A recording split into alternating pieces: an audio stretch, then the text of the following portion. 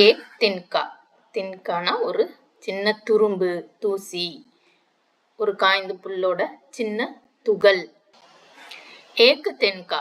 ஏக் தின்கா இந்த பொயட்ரி எழுதினவரு அயோத்தியா சிங் உபாத்யாய் ஹரியவுத். ஏக் தின்கா. தின்கா மீன்ஸ் ஒரு தூசி, தும்பு, ஒரு காய்ந்த புல்லுடைய ஒரு துகள், அந்த தான் தின்கான்னு சொல்றாங்க. मैं गमलों से भरा ऐटा हुआ एक दिन जब था मुडरे पर खड़ा. मैं இங்க யார சொல்லிக்கிறாரு? கவிஞர் தன்னைத்தானே சொல்லிக்கிறாரு. நான் ரொம்ப கர்வம் நிறைந்து, ரொம்ப ஆணவமா, நமக்கு எந்த கஷ்டமும் கிடையாது அப்படின்ற மனநிலையில एक दिन जब था मुडरे पर खड़ा. முன்றேனா மொட்டை மாடியில இருக்கிற இந்த கைப்பிடி உள்ள சுவர், அதுகிட்ட நின்னுட்டு இருந்தேன். மொட்டை மாடியில நின்னுட்டு இருந்தேன் ரொம்ப கர்வமாவும் ஆணவமாவும். அச்சானக். அச்சானக்னா திடீரென, தூர் சே உடுத்தா ஹுவா, தூரத்துல இருந்து பறந்து வந்த, திடீரென தூரத்துல இருந்து பறந்து வந்த, ஏக் தின்கா ஆங்க்மே மேரி படா, ஒரு துகள் என்னோட கண்ணுல விழுந்து விட்டது. மே ஜிஜக்கூட்டா ஹுவா பேச்சேன் சா, நான் கண்ட திடீர்னு ஒரு தூசி வந்து விழுந்துருச்சுன்னா என்ன ஆகும்? அப்படியே துடிச்சு எழுந்திருப்போம். என்ன செய்யறதுன்னு தெரியாம தவிப்போம் இல்லையா? அதை வந்து அந்த துன்பத்தை போக்கணுன்றதுக்காக. லால் ஹோக்கர் ஆங்கு பி துக்னே லகி.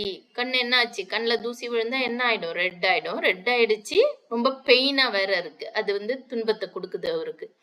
மூன்று தேனே லோகு கப்படே கி லகே அண்ட் பேச்சாரி தபே பாவோம் பகி. அப்ப அங்க அதை பார்த்த இவர் கஷ்டப்படுறாரு, கண்ணில் ஏதோ தூசு விழுந்து கஷ்டப்படுறாருன்னு அதை பார்த்த மக்கள், மூன்று தேனே லோக், அந்த மக்கள் என்ன செய்யறாங்க? இந்த துணியை இந்த மாதிரி உருண்டையா மூட்டை கட்டி அதுல வந்து கொஞ்சம் வெப்ப காத்து, வாயிலேருந்து வெப்ப காத்து அனுப்பி அந்த கண்ணுல வச்சோம்னா அந்த தூசி அது மேல வந்து, கண்ணுல டைரக்டா கைய வைக்காம ஏதோ ஒரு துணியை ரவுண்டாக்கு வச்சு கண்ணுல வச்சோம்னா கஷ்டப்படாம அந்த இதை எடுத்துடலாம் அப்படின்றதுக்காக அதை பார்த்த மக்கள் இந்த துணியை இந்த மாதிரி ரவுண்ட் பண்ணி அவரோட கண்ணுல வைக்கிறாங்க. அண்ட் பேச்சாரி தபே பாவோம் பகி. அந்த இப்ப என்ன ஆச்சு அவருக்கு? அவருக்கு இருந்த கர்வம் எங்க இருந்துச்சுன்னே தெரியல. தபே பாவோம் பகி அப்படின்னா ஒரு முகாவரே, சத்தம் இல்லாம அந்த இடத்த விட்டு எஸ்கேப் ஆயிடுறது, ஓடிடுறது. அந்த கர்வம் அவர்கிட்ட இருந்தது எங்க இருந்ததுன்னே தெரியாம நைஸா ஓடிடுச்சு. ஜப் கிசி டபு சே நிக்கல் தின்கா கயா. எந்த முறையில அந்த தூசியை மக்கள் எடுத்தாங்கன்னு தெரியல, அது ஏதோ ஒரு வகையில போயிடுச்சு.